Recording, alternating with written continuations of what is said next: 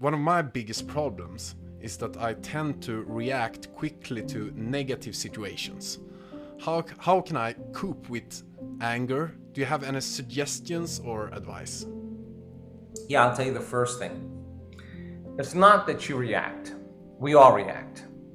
The question is, how long are you going to react? That's the question. So we found out that when people react emotionally with anger, with antagonism, there's an arousal that takes place because you're turning on the sympathetic nervous system, and the sympathetic nervous system is a primitive system saying, Alex, whatever that is a threat to you. And if there's a threat, a good way to deal with a threat is to get aggressive. That's primitive. It's animal. It's very animal. Some people will say, oh my God, there's my ex, and instead of getting angry, they run. They flee. They're in fear. They're like, the fear is, I'm better just getting away. So the fear causes them to run.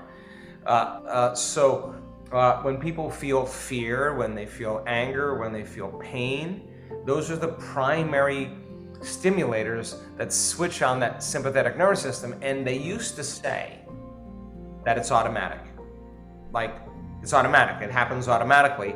That's part of the autonomic nervous system, and you really don't have any control of it. Turns out that's absolutely not the truth.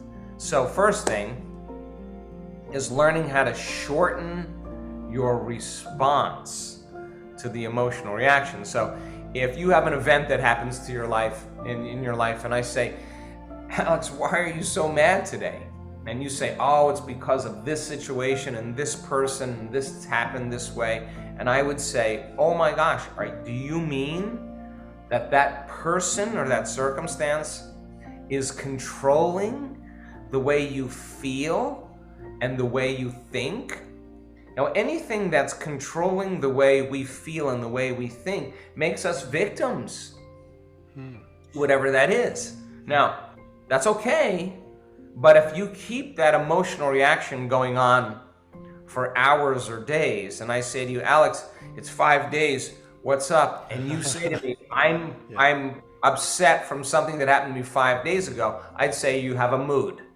You're in a mood. Now, some people keep that same emotional reaction going on for weeks or months. And then I would say, well, Alex has a angry temperament. It becomes a temperament. If we keep it going for, now this is true, people keep this going for years on end. If it goes on for years, now it's a personality trait. So here's the weird part about it. You ask that person who's been angry for years why they're angry, and they'll recall an event from 10 years ago, or a series of events from 10 years ago. Yeah, and the childhood. And the research on the memory says that 50% of that story isn't even the truth. They can't even remember the truth. They embellish the story and make it sound worse than it really was to excuse themselves from changing. Now, what we tell people is forget the event. Doesn't matter. The details of the event doesn't. What matters is learning how to overcome the emotion. So when you're sitting in a meditation and all of a sudden out of nowhere your body starts getting aroused and it starts getting frustrated and it starts getting angry, and people say, I'm doing my meditation wrong. You know what I say to them? No.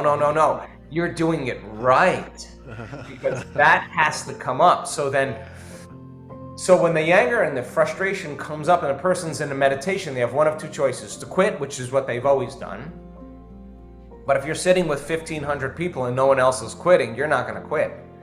And if I teach you how to lower the volume to that emotion, and I teach you a way to change that, every time you settle the body back down into the present moment and lower the volume to that anger, that's a victory, because you're telling the body it's no longer the mind, that you're the mind.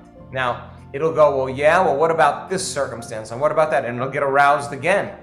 And then you notice it, and instead of turning on the TV or getting on your cell phone or getting on the social media, you lower the volume again. Now, this is the work.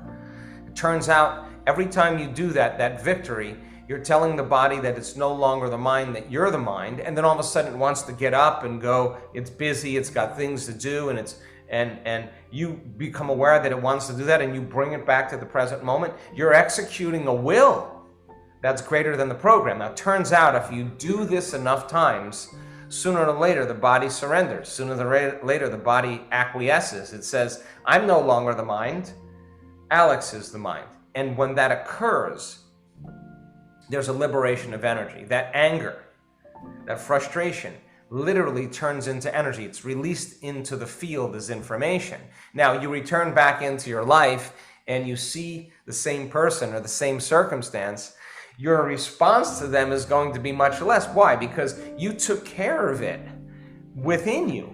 You're not trying to fix it out there. It's just that your response is different. So now, if you're no longer responding to the environment and your response to the environment isn't weakening the organism because stress depletes energy, then you're less susceptible to the environment. And we found out that when people do this, their immune system gets so robust that you can take viruses like SARS-CoV-2 virus and subject that virus to the plasma of advanced meditators, and there's a resistance to the virus. The virus doesn't enter the cell. Why? Because there's energy to be able to combat it. So it's because the person is not reacting. So then shortening your response to that condition is a victory, and it takes practice. And so then how many times do we have to forget and go unconscious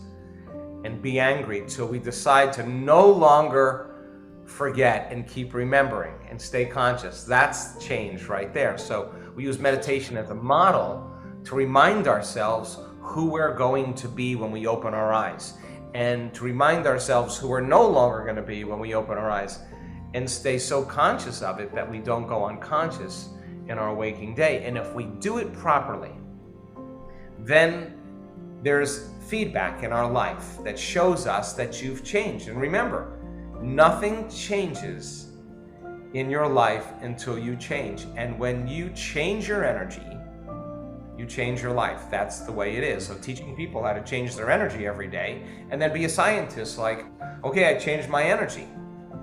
Now, I'm not talking about parking spaces appearing. I'm talking about here comes the dream, here comes the job opportunity, here comes the mystical experience, here comes the healing, here comes the change. Nobody is so special to be excluded from this process. I've seen all skin colors, all races, all cultures, all ages. We have elders in our work that their brains on the brain scan are outstanding. We have kids that are 8, 9 years old that know how to move energy into their brain. We have people that are sick, that are really, really unhealthy, that turn around serious health conditions. You could be in shape, out of shape. You could eat gluten, not eat gluten. You could eat meat, not eat meat. It doesn't matter. You could be anybody you want to be. Just learn the formula, and then practice it so that you see the outcomes in your life. That's when it gets exciting.